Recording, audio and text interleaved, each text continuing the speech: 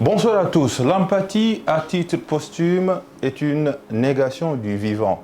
Mais au moment où nous respirons encore, la compassion semble nous déserter. Conséquence, entre êtres humains, les relations, c'est comme les réseaux asociaux. On insulte, on harcèle, pire, on tue. Que sommes-nous? Que devenons-nous? De l'empathie, point d'exclamation. C'est le titre de cette émission spéciale et quand vous voyez l'écran, les cœurs sont lourds, mais on ne peut pas se taire. Deux femmes de l'être aujourd'hui qui incarnent l'empathie vont en parler dans Belle Spéciale. On rend hommage à Halima Gadji qui est disparue. Nos prières vont avec elle. Jacqueline Fatima Bokoum, bonsoir. Fatimata Dialloba, bonsoir. Bienvenue dans cette émission. Merci beaucoup, Papaline. C'est toujours un plaisir de vous retrouver, de partager aussi bien sûr l'espace avec effectivement une bienveillance bien féminine que représente cette magnifique figure dans cette émission-là. Et bien sûr, je m'associe aux prières faites à l'endroit de Halima Gadji qui vient de nous quitter dans cette stupeur générale. Et bien sûr, cette douleur, on va dire, nationale et même au-delà de nos frontières. Et bien sûr, beaucoup de pensées à sa famille et à ses proches. Bonsoir Fatima. Bonsoir Papa Lyon, bonsoir Jacqueline. Quand je suis arrivée dans ce studio, l'image m'a frappée, l'image d'un ange.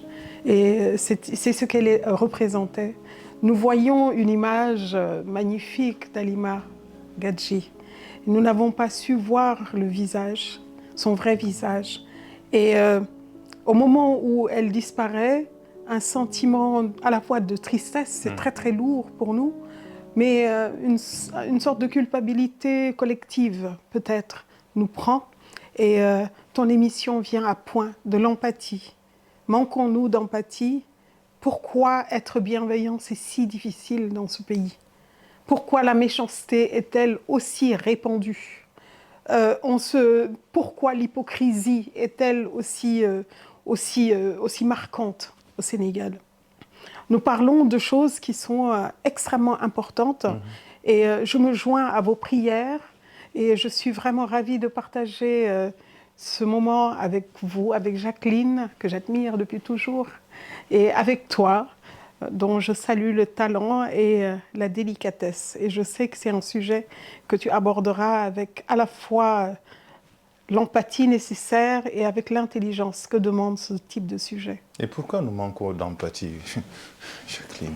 C'est la question. Ouais. Elle parle tout à l'heure d'une culpabilité collective. Nous tous, on dirait que nous tous, nous voulons nous masquer et ne pas faire de bruit, quoi.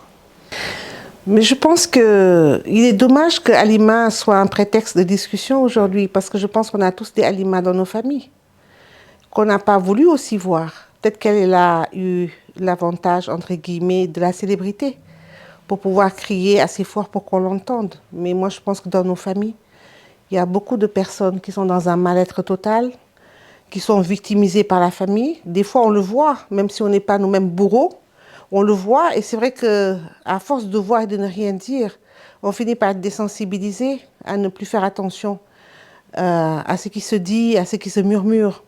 Moi, je me rappelle d'une année où un psychologue clinicien me disait qu'il y avait tellement d'inceste au Sénégal, des incestes directs, hein, père-fille.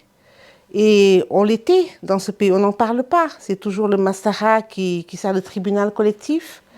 Après, on fait jouer au moment des rôles de sentinelle silencieuse. Elles souffrent, elles se taisent. Cette omerta du monde des femmes qu'on connaît si bien, qui fait que dès qu'on touche quelque chose qui peut remettre en question l'ordre établi par les hommes, dérange profondément, même chez les femmes intellectuelles, qui, elles aussi, vivent quelque part les mêmes problèmes hein, que les femmes qui ne sont pas allées à l'école.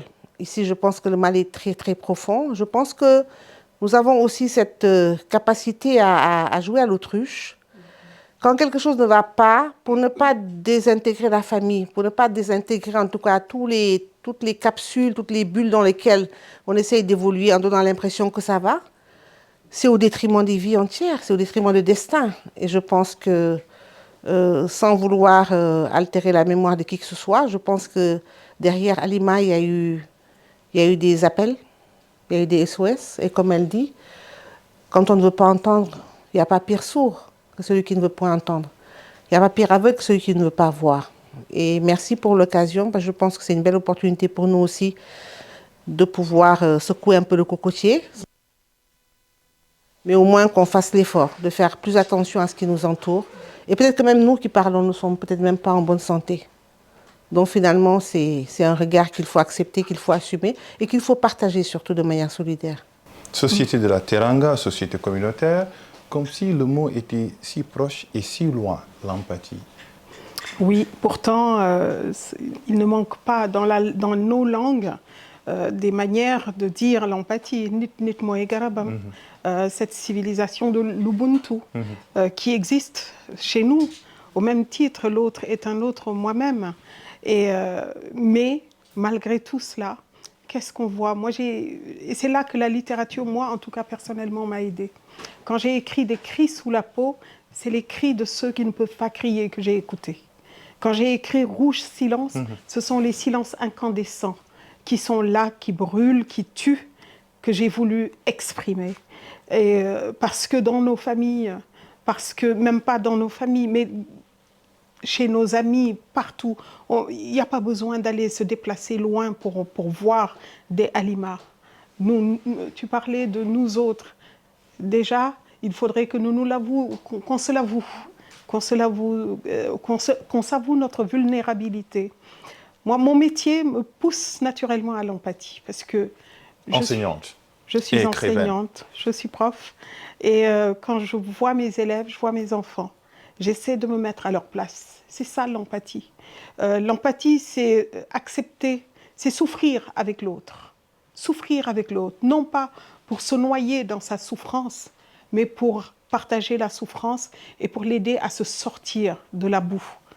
C'est ça l'empathie, ça englobe beaucoup de choses. Je ne suis pas psychologue, donc je ne suis pas capable de vous parler de l'empathie en ses sens les plus subtils. Mais je peux vous parler de la littérature qui demande une forte empathie pour pouvoir avoir des personnages crédibles, des histoires crédibles, parce que la littérature, elle ne sort pas de nulle part, elle ne sort que du réel. Elle ne sort que quand les gens m'interpellent et me disent « mais c'est ta vie que tu as racontée ?» Ce n'est pas ma vie, mais c'est ma vie aussi. C'est la vie de mes proches, c'est la vie de ceux que je vois, c'est la vie des personnages que je rencontre à travers mes lectures. C'est ça, tout ça, l'empathie, à distinguer de plusieurs notions qui se rapprochent, hein, la compassion, l'altruisme, la bienveillance. Mais nous ne sommes pas des psychologues ici et nous parlons de notre société, de cette société qui n'a pas su entendre cette belle femme, cette magnifique personne. Moi, je l'ai rencontrée à 2 ou 3 reprises. Mais c'est sa lumière qui vous éclabousse quand vous la voyez. Ce ne sont pas ses problèmes, même s'il lui arrivait, à l'occasion d'un plateau comme ça, de pleurer à chaudes larmes. Et tout d'un coup, tout remontait.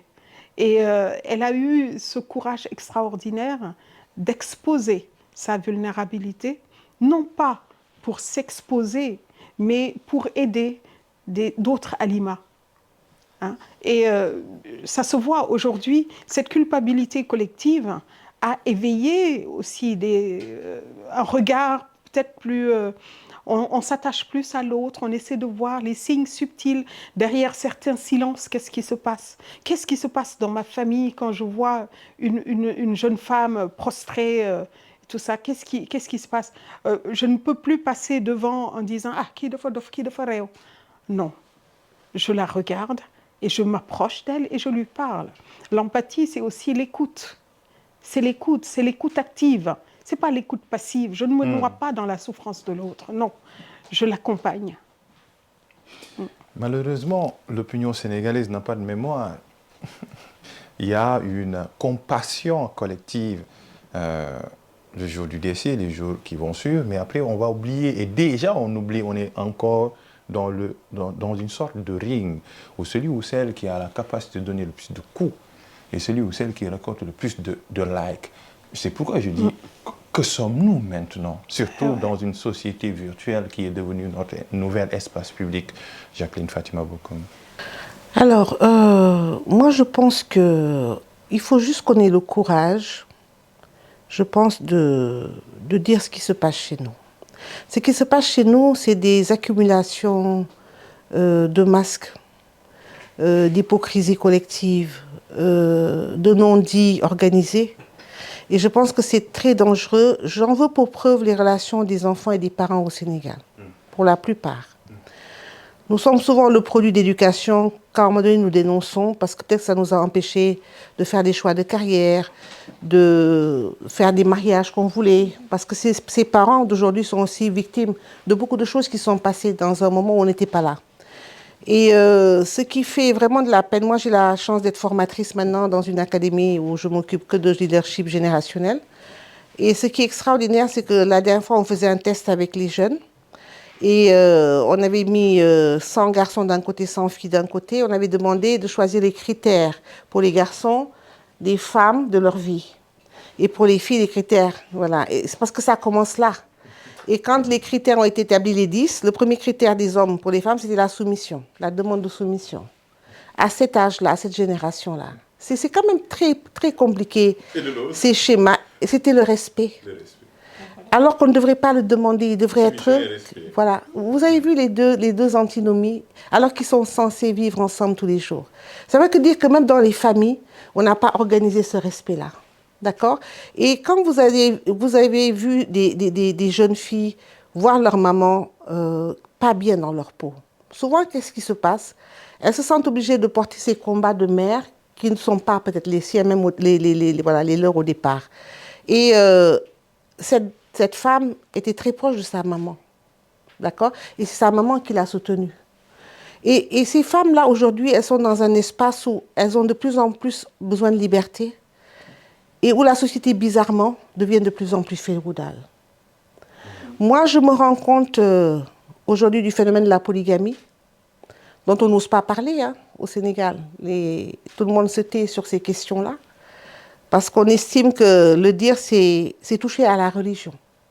Mais ce que la religion dit aussi, vraiment, sur cette question, personne ne veut le dire, parce que ce sont les hommes qui apprennent cette religion-là aux femmes. Et donc, il faut un tri absolument bien structuré pour qu'elles aient juste assez de peur pour ne pas faire ce qui peut déranger le confort des hommes. Mais c'est des thématiques sur lesquelles nous ne parlerons pas. Vous prendrez des hommes intellectuels sénégalais qui ont peur d'aller dans cette rhétorique-là. Et quand vous continuez dans les familles à taire ce qui est censé faire grandir ces enfants-là, pour qu'ils aient demain le courage de leur choix, et que vous leur fassiez comprendre que le divorce n'est pas permis, ce n'est pas vrai. C'est permis. Le fait de ne pas vouloir se marier, est-ce que c'est obligé de se marier? Est-ce qu'on est obligé de se marier? Est-ce que c'est dit quelque part que c'est obligatoire de le faire? Pourquoi on ne donne pas aux gens la possibilité de faire leur choix de vie? Est-ce que le fait de ne pas faire les choses comme il faut vous rend moins ou plus croyant qu'un autre? Et qu'est-ce qui décide de ce degré de croyance-là, quand vous êtes un humain comme un autre? Qu'est-ce qui fait qu'à un moment donné, au Sénégal, les femmes qui arrivent le plus au pouvoir sont souvent les femmes qui arrivent seules au pouvoir? Parce que l'homme sénégalais n'est pas capable d'accompagner une carrière de femme. Pourquoi dans certains postes de diplomatie, les femmes refusent des postes? Parce que les maris refusent de les suivre. Et souvent, ce qui se passe, c'est que quand elles ne partent pas, elles perdent bien sûr la carrière. Et quand elles partent, c'est souvent la coépouse qu'on amène pour lui dire « Tu as choisi la carrière, maintenant à côté de ça, ce sera la punition ». Le Sénégalais ne sait pas séduire. Le Sénégalais ne sait pas emballer. Le Sénégalais ne sait pas dire les choses simplement. Il y a toujours à côté d'une récompense le bâton de ce qui va arriver après. Pour vous dire ça, pourquoi je le crois fondamentalement, et je suis prête à mener ces débats avec qui le veut, vous allez dans une famille sénégalaise, une femme fait à manger, elle se tue à la tâche, elle va au marché, elle laisse tout tomber, elle finit de manger à 15 heures. Elle ne mange même pas bien parce qu'elle attend... Elle va attendre qu'on donne une notation sur son plat. D'accord? Et ces hommes, imbus d'eux, qui n'ont aucune élégance, se permettent après, dans ces moments-là, de dire, moi je trouve ça très violent pour les femmes, de vous regarder et dire, on peut le faire avec plaisir. Âme de chance. Non, ça c'est encore les hommes gentils comme toi. Non, on mais peut, les on autres, peut cuisiner avec plaisir en attendant une notation. Non, mais quand Moi, je suis tellement noté, contente que ce soit toi qui le dis. quand parce que- on est noté, Alassane, peut le quand on faire est noté à par l'une, plaisir, oui. quand on est noté, quand il y a de la contrainte, il n'y a pas de plaisir. Oui, Est-ce qu'on est d'accord? C'est pas une vie d'être dans la cuisine toute sa vie. On n'est pas né pour ça. Ce n'est pas une mission de vie que d'être dans la cuisine 24 heures sur 24. Ce n'est pas vrai. Personne n'aime ça. Mais quand vous faites ça et qu'en plus l'homme vient vous dire devant ses copains, demande takal wudju, am nga chance. C'est ça qui était. Je me rends compte, est-ce que les hommes sénégalais se rendent compte? C'est pas l'ironie. Non, c'est pas de l'ironie. Ça, c'est de la blessure. Ou alors qu'ils demandent, dans ce cas-là, qu'ils demandent aux femmes si elles apprécient ça. Et je pense qu'elles seront capables aussi de répondre pour elles. Moi, je pense qu'il n'y a pas de plaisir à se faire noter sur des choses qu'on est censé faire par amour pour quelqu'un. Et c'est pour ça que les femmes désertent les cuisines pour des métiers où au moins elles ont de la reconnaissance et un salaire derrière. Faisons attention. Vous savez, quand on continue à tirer sur cette corde-là, et que ces femmes vont de moins en moins se marier, elles vont de moins en moins préférer une vie sociale qu'une vie professionnelle. On va continuer à déstabiliser la société et il n'y aura plus de limites. Parce qu'aujourd'hui, nos filles, nous ne leur enseignons pas forcément à être de bonnes épouses, mais nous leur enseignons à être de vraies femmes. On est à ce stade-là. Vous aviez dit que merci d'avoir dit ça, c'est quoi? On est à ce stade. C'est un système c'est un problème de femmes, d'hommes ou de société. Rassurez-moi, rassurez-moi. C'est un problème de société, pour moi, selon moi. Rassurez-moi. Et je suis contente que certaines vérités aient été prononcées par Jacqueline Fatima Bokoum, qui a plus de liberté que moi, parce que je sais que ma mère, si elle regarde l'émission, je ne pense pas qu'elle regarde, mais en tout cas, mes sœurs vont regarder et vont dire, tu as osé dire ça. Eh non, c'est pas moi. C'est toi qui l'as dit, comme Phèdre dans Racine. C'est toi qui l'as nommé. Tu l'as nommé, mais je vais te dire, je partage à 100%, à 1000% tout ce que tu as dit. C'est un problème de société. Les hommes également manquent d'empathie. Notre société est bancale. C'est systémique. C'est systémique et c'est ce patriarcat triomphant. Je suis désolée, j'utilise une rhétorique peut-être convenue, qu'on connaît, mais c'est ce patriarcat qui déséquilibre tout, qui fait que les hommes sont assis sur leurs privilèges et ne voient qu'une relation verticale avec les femmes, là où l'empathie demanderait une relation horizontale. Tu as la même dignité que moi, donc je ne vais pas t'exiger plus que ce que je m'exige à moi-même. Je vois en toi un autre. L'altérité, c'est ça aussi. Mais si un homme ne voit en sa femme que soumission, n'exige de la part de sa femme que soumission et que l'autre lui rétorque « moi, j'exige de toi que tu me respectes », on voit bien où est le problème. Il n'y a pas besoin de discours. La chose, elle est là. Notre société est profondément bancale. Et une société bancale ne peut pas marcher droit. On est bien d'accord. Quelqu'un qui a une jambe plus longue que l'autre ne marchera pas droit. Elle est dégingandée. Voilà, c'est ça. Il boitera. Et notre société est boiteuse. Et en l'occurrence, je pense que l'empathie peut rétablir les choses. L'égalité, parler d'égalité entre hommes et femmes, aujourd'hui, d'égale dignité, ce n'est pas obsolète. C'est encore un combat qui est actuel. Nous ne sommes pas égaux. Ça se voit. Notre code de la famille est profondément machiste. On peut en parler, toutes les violences que subissent les femmes. C'est profondément ancré au point que, je sais pas, mais les hommes, ils rigolent même quand on leur en parle. Tellement c'est rentré dans en eux, c'est en eux. Quand tu leur dis, écoute, ça me fait souffrir, c'est violent contre moi, ils rigolent. Quoi? Ça? Mais non, ce n'est rien. Ben, voilà, tu ne sais pas te mettre à ma place. Tu ne sais pas voir avec mes lunettes. Donc, tu ne peux pas être empathique envers moi.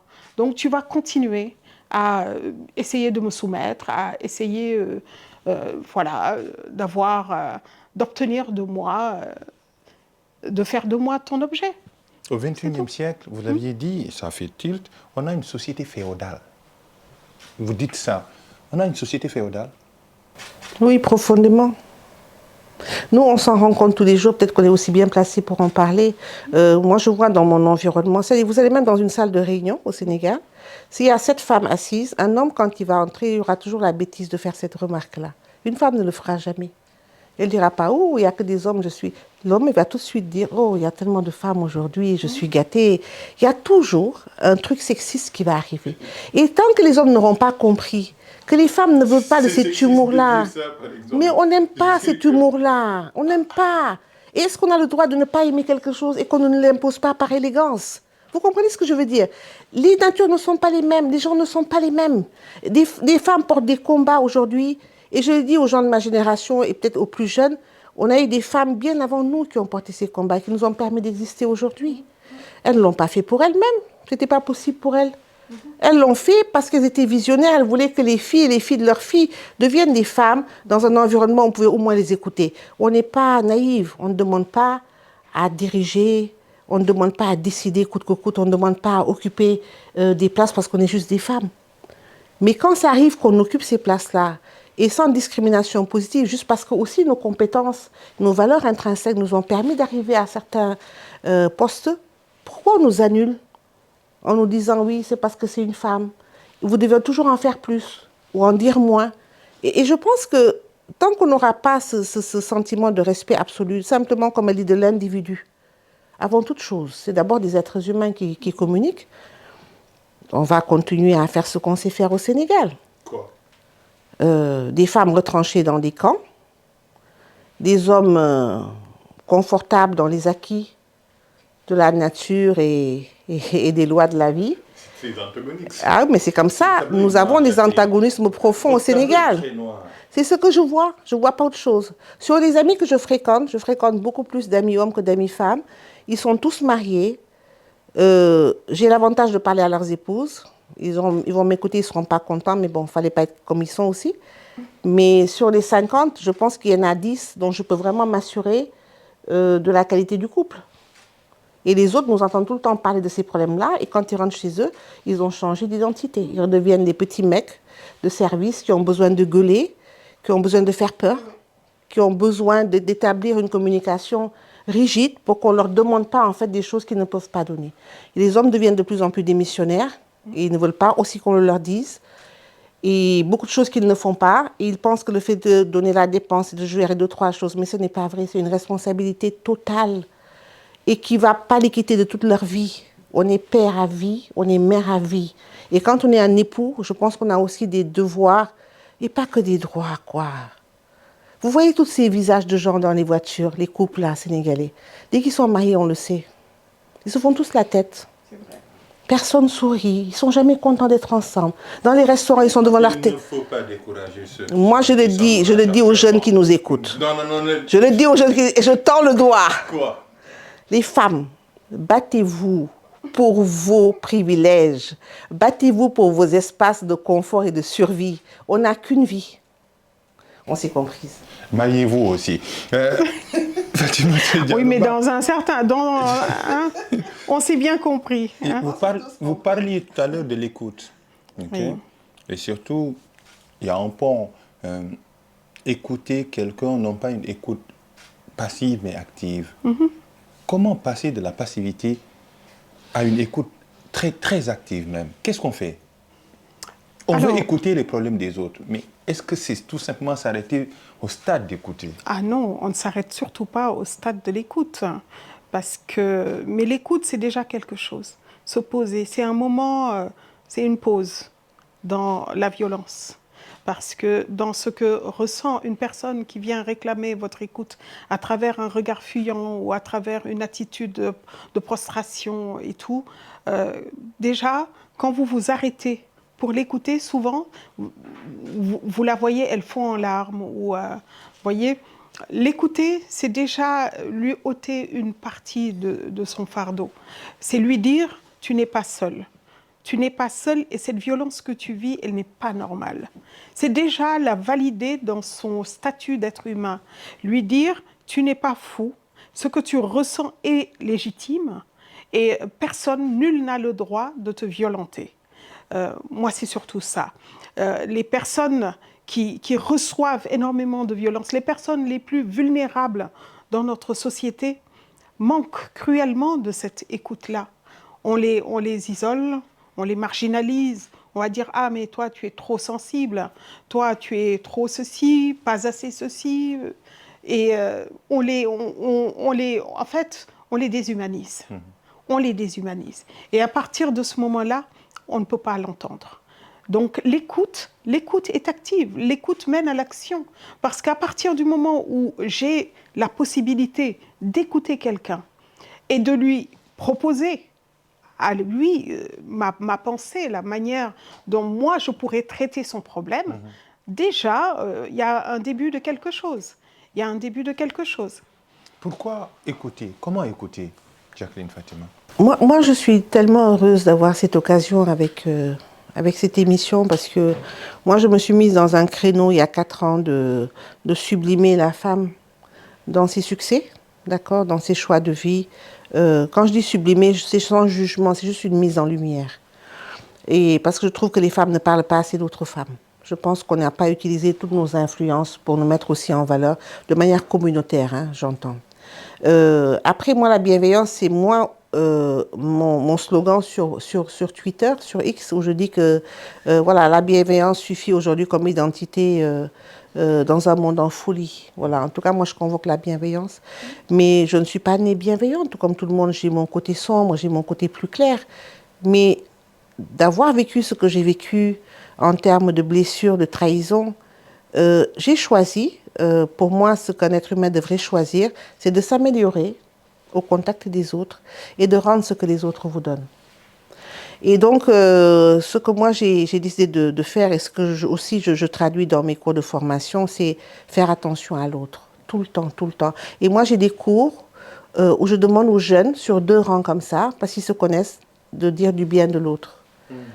Et vous vous rendez compte qu'on n'a pas appris ces mots-là. On ne peut même pas faire ça. Voilà, ils sont moins nombreux que les insultes et les injures. Ils sont beaucoup moins nombreux. Et quand je demande ça à mes jeunes, ils se regardent comme ça, ils s'aiment, hein, ils s'adorent, parce que souvent je prends des gens qui sont amis déjà dans les classes, mais cette pudeur, enfin, on a voulu que ce soit de la pudeur. Des fois, c'est juste parce qu'on n'est pas assez généreux pour dire les choses.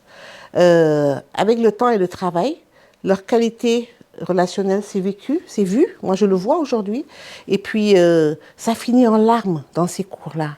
Et je me rends compte que c'est parce que simplement, comme elle dit, des espaces ont été ouverts pour qu'on puisse dire simplement des choses très simples. Et qu'en temps normal, on a du mal à dire dans le couple, parce que l'homme aussi est victime de ça, il n'est pas toujours coupable, hein, on s'entend. Oui, de temps en temps, oui, j'avoue aussi. Mais c'est tellement agréable. On est né, je veux dire, Allah nous a mis aussi sur terre pour consacrer nos missions d'humains.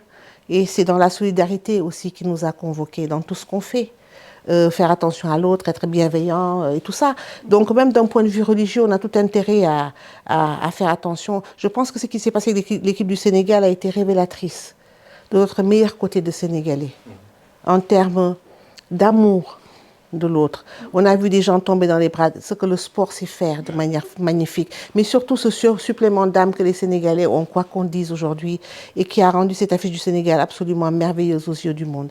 Et pour ces moments-là, et ça reste des moments de jeu, on sait le faire. Pour des causes beaucoup plus importantes, qui convoquent le destin de nos nations, on ne sait pas le faire. Quand des politiques sont en place, on espère qu'ils ne vont pas s'entendre. Ça, c'est très sénégalais.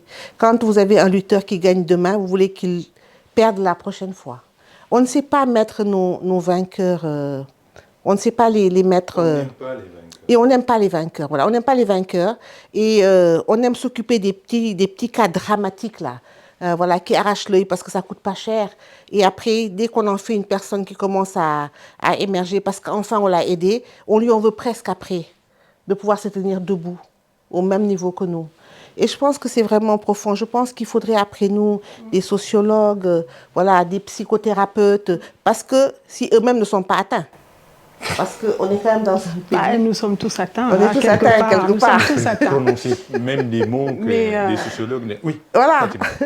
Ce qui serait bien quand même, c'est de libérer cette parole, une parole vraie, une parole sincère, et pas une parole qui est là devant un spectacle. Le Sénégalais, enfin, moi je n'aime pas essentialiser, mais il faut bien le reconnaître, hein. Nous aimons être devant le spectacle de la détresse d'autrui, peut-être pour se convaincre, comme le sage Lucrétien, que nous échappons à quelques malheurs.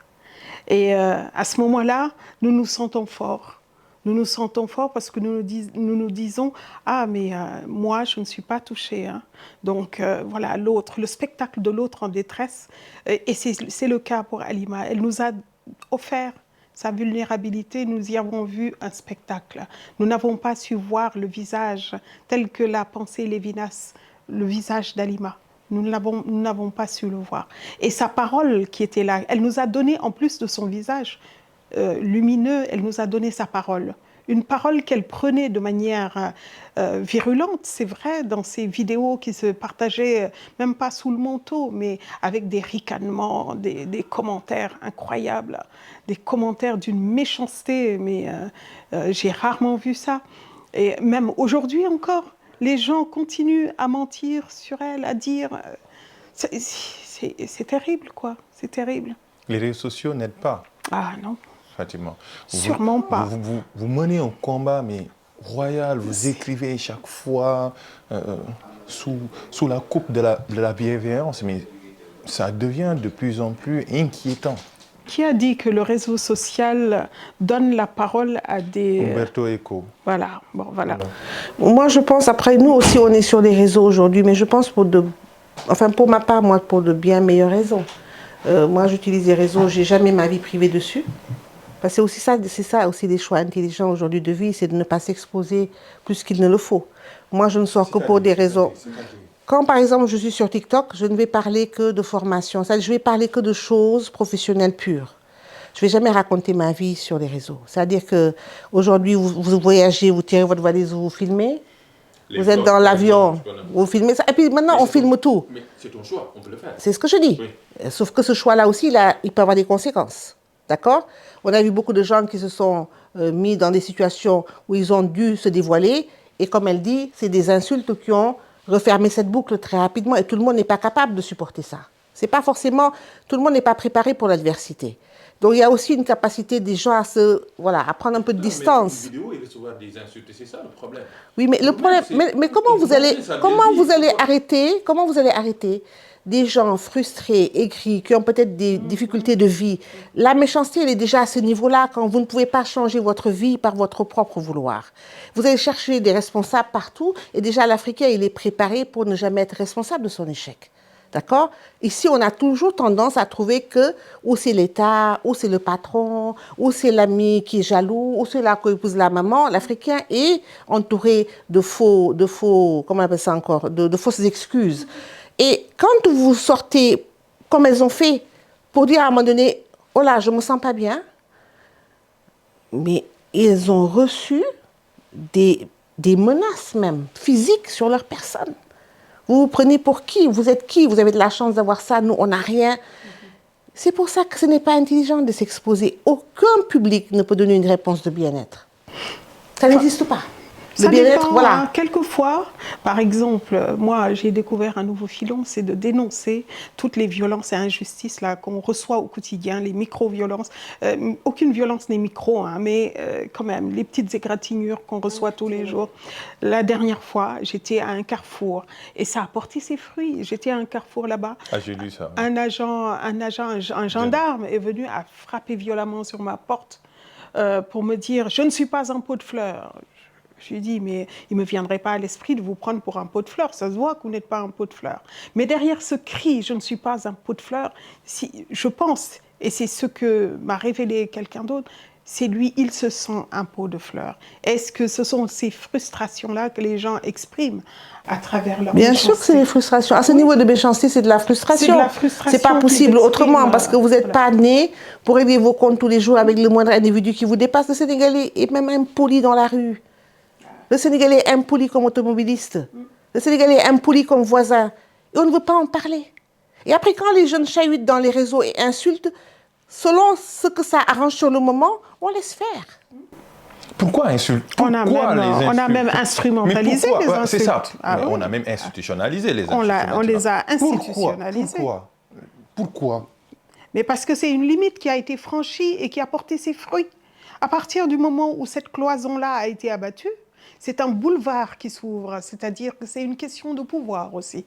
À partir du moment où cette porte-là a été enfoncée, on a vu que ça produisait des résultats. mais on ne va pas abandonner quelque chose qui marche. Même si on prend le mauvais raccourci. Mais bien sûr, et les jeunes, ils voient ce raccourci et ils se disent « Ah, mais ça marche !» Donc ça veut dire que si j'outrepasse cela, ça peut m'ouvrir quelque chose.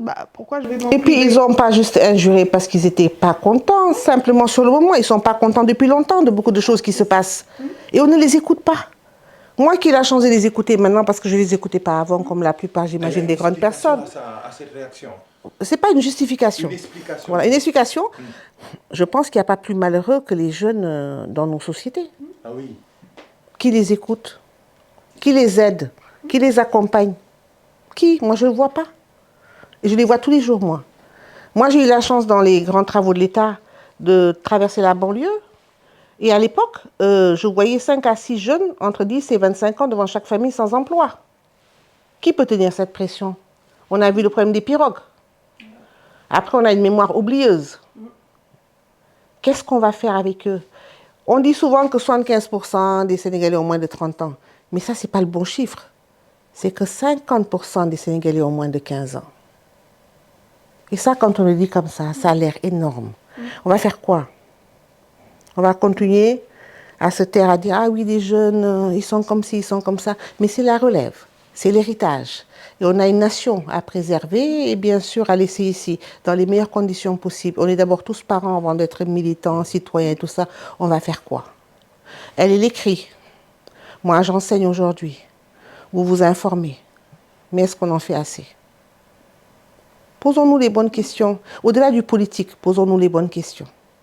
Et c'est ça qu'on ne sait pas faire, sans se fâcher, sans esprit partisan, sans nous taper dessus.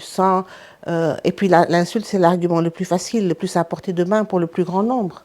Quand il faut faire des confrontations d'idées, c'est beaucoup plus difficile. Mais ça traumatise, les insultes. Bien sûr, mais c'est une question d'éducation. Ça me fait quitter cet espace public, parce qu'on ne veut plus t'entendre, on ne veut plus te voir, on ne veut plus que tu célèbres ta réussite. On n'aime pas ce dream américain, ce rêve américain. Il n'y a pas de rêve sénégalais. Non, il n'y a pas de rêve sénégalais. Et je pense que c'est une question d'éducation. Il nous faut vraiment repenser l'éducation de base et l'éducation dans les écoles. Quand, à la fin d'une année scolaire, vous voyez les élèves brûler leurs cahiers, brûler, déchirer leurs blouses, etc., faire un feu de joie de tout ce qu'ils ont, ils considèrent que l'école est leur ennemi quelque part. L'école ne doit pas être l'ennemi. Les professeurs avec. Les professeurs avec. En tout cas, moi, j'ai une relation, et là, vraiment, témoin oculaire. Oui, j'adore mes élèves. J'adore mes élèves. Je vais bientôt partir à la retraite, mais c'est ce côté-là de l'enseignement que je regretterai le plus. Le contact avec les enfants, cette matière, c'est une matière au sens noble du terme, que l'on forme. C'est extraordinaire. C'est extraordinaire de voir un enfant grandir, de l'entendre se révéler cette lumière intérieure qu'il porte en lui et de la révéler au grand jour, de l'entendre penser. Je crois que c'est l'une de mes plus grandes réjouissances d'être humain. Et ça, je crois que il faudrait qu'on ait une école beaucoup plus, tu parlais d'empathie, d'une école beaucoup plus empathique. Il faudra que nous changions notre manière d'envisager l'éducation. Moi, je vous prendrai dans mes formations. Avec plaisir, avec plaisir. Je suis restée depuis 5 ans, ça fait au minimum 5 ans que je n'ai puni aucun élève. Et que je ne hurle pas dessus. Bon, de temps en temps, évidemment, ils exagèrent. Je leur dis, le bavardage, c'est violent. Alors, soyez empathiques. Et je leur dis, moi, quand vous bavardez, ça me rend triste. J'ai mal à la tête. Vous n'entendez plus rien. Parce que j'exprime mon besoin, j'exprime ce que je ressens. Et l'enfant, je ne dirais pas qu'il est naturellement empathique, mais il n'a pas appris la violence. Enfin, certains, bien sûr, je ne veux pas généraliser, Parce que le harcèlement scolaire, les enfants sont elle violents. en a été victime. Voilà. Oui, moi j'ai vécu ça, moi, en tant que maman, et c'est vrai que j'ai essayé de trouver des outils pour gérer ça, en allant même à prévoir les parents de ces enfants qui étaient en opposition avec les miens sur des questions de force physique et de... Voilà, après, s'il y a des vrais drames... Il y a des suicides. Il y a des suicides, mais ça, voilà, exactement. Et puis surtout, moi, Alors moi, je n'ai pas la prétention de parler d'enseignement, mais j'ai la prétention en tant que mère de savoir la pédagogie que j'ai envie de voir enseigner à mes enfants. Pour vous donner un exemple, j'avais un prof de leadership pour mes gamins dans une grande école et on leur apprenait le leadership et il a dit à un moment donné à mon enfant, tu te comportes comme un imbécile. Je suis allée le voir, j'étais choquée. Je lui ai dit, tu ne peux pas dans ce cours-là utiliser ces mots-là. D'accord? Et c'est aussi cette incapacité qu'on a en tant que parents de surveiller ce qui se passe sur le milieu pédagogique. Parce qu'on a aussi des fois des gens qui ne sont pas à leur place dans l'enseignement. D'accord? Ils l'ont peut-être fait comme ça à brûle pour point parce qu'il fallait régler une situation, mais comme elle dit, c'est une vocation. Vous avez vu quand elle en parle. Elle est passionnée. On ne peut pas faire ces métiers sans passion. Je ne pense pas. Parce que le savoir, c'est quelque chose qu'on ne peut ni quantifier, ni monnayer. Donc, à partir du moment où on laisse aussi nos enfants 8 heures par jour dans des cadres, c'est pour être sûr que ça complète l'éducation qu'on leur donne et pas le contraire. Et après, maintenant, comme elle dit, quand ces enfants-là sont jetés à l'école parce que les parents ne peuvent pas s'en occuper, parce que, ils n'ont pas le sentiment de comprendre pourquoi on les met là.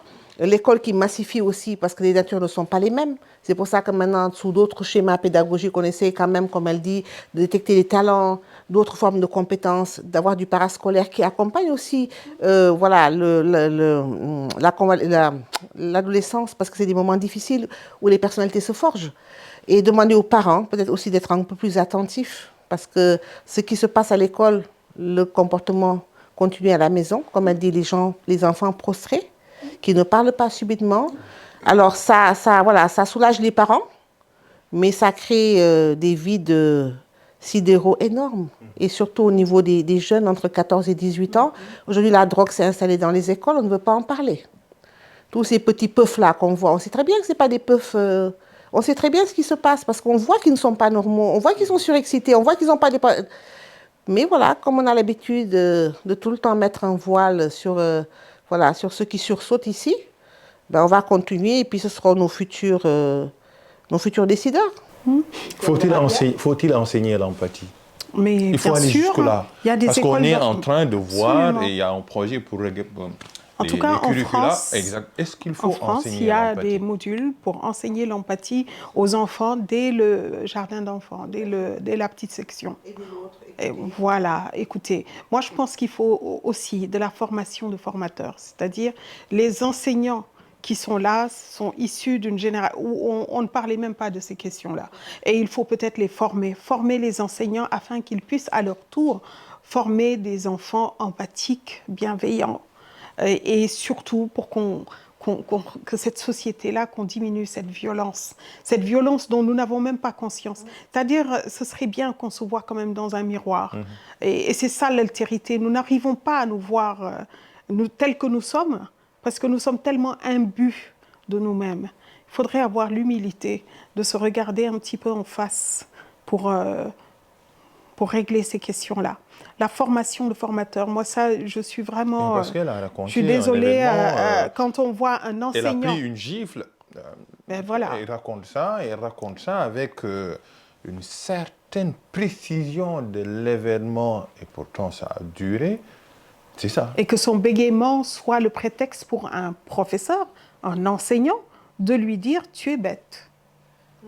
Mais ça, on ne pourrait pas l'avoir dans un lycée comme le nôtre, dans lequel j'enseigne, parce que on fait attention. Vous êtes des exceptions. On est des exceptions, mais dans plusieurs... Dans l'école publique, par exemple. Mais moi, je l'ai vécu quand j'étais petite. Peut-être qu'aujourd'hui, ma maman va découvrir que lorsque j'étais petite, j'aimais bien parler en français. Et il y avait un maître qui aimait bien le Wolof, qui me disait « Mais, yo, Khalpulaar bi lu tax doo wax Wolof ?» Et je lui répondais en français. Il ne trouvait rien de mieux à faire que de me tendre par quatre. Je ne sais pas si tu te rappelles, à l'époque, tendre par quatre, d'orle, c'était admis devant tout le monde. L'humiliation, la honte que c'est. Mais ça m'a poursuivi longtemps. Et je suis sûre que moi, ma mère étant enseignante, a réglé le problème très vite. Mais combien d'autres enfants subissent des choses encore pires? Je parle juste d'un petit exemple personnel, mais Halima, elle a dit autre chose. Elle a dit des choses beaucoup plus violentes.